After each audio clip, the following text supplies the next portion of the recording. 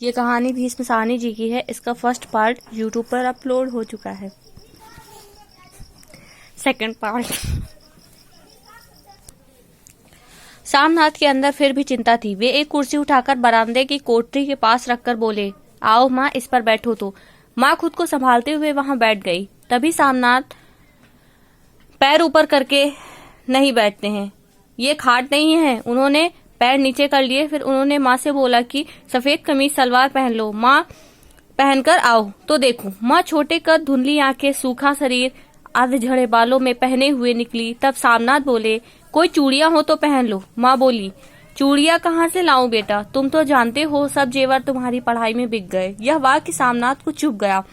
गुस्सा होकर बोले, यह क्या बात हुई, साफ बोलो। नहीं है, और बेचा तो कुछ बन गया, पैसा बर्बाद नहीं किए, जितना दिया हो ले लो दुगना। माँ ने बोला कि मैं क्यों लूंगी, मेरी जीभ जल जाए, जो होते पहन लेती। 5:30 बज चुके थे, सब तैयारी हो चुकी थी, बस तैयार हो रहे थे सब। एक बार फिर सामनाथ ने हिदायत दी, साहब कुछ पूछे तो सही से उत्तर देना, गुमसुम बनी मत बैठी रहना। माँ ने कहा, मैं पढ़ी लिखी नहीं, क्या जवाब दूंगी, तुम बोल देना माँ अनपढ़ है। 7:30 बजे माँ का दिल धड़क रहा था कि क्या होगा।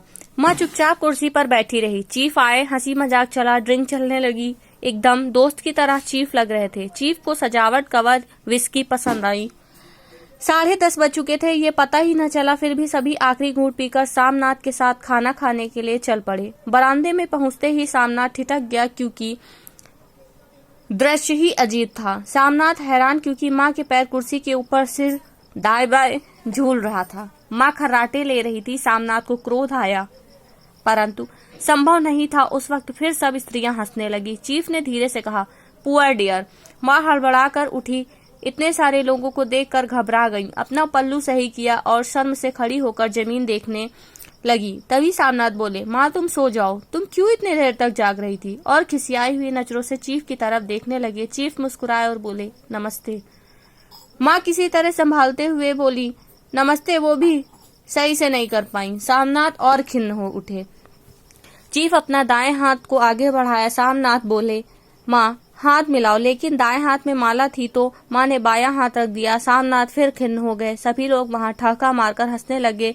सामनाथ ने कहा, यूं ही नहीं माँ, तुम तो जानती हो ना, दायां हाथ मिलाया जाता है, दायां मिलाओ। तब तक चीफ माँ का बायां ही हाथ मिलाकर बोल रहे थे, how do you do. Samnath बोले, कहो माँ सब ठीक है, खैरियत है। माँ धीरे से बोली, ठीक है सामनाथ। फिर बोले, माँ बोले, हाउ डू डू। माँ बुदबुदाई, हाँ डू। एक बार फिर हंसने लगे, लेकिन चीफ ने बात संभाल लिया था। धीरे धीरे वातावरण संभल रहा था। फिर सामनाथ ने अंग्रेजी में बोला, मेरी माँ गांव की है तो उन्हें क्या बात करने में लज्जा आती है।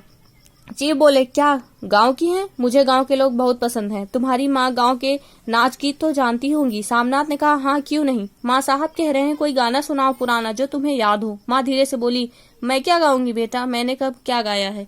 सामनाथ बोले, भला मेहमान की बात कोई टालता है, और साहब ने कहा है ना, है नहीं, गाओगी तो बुरा मान जाएंगे। कोई बढ़िया सा टप्पे सुना दो, दो पत्थर अनारो दे।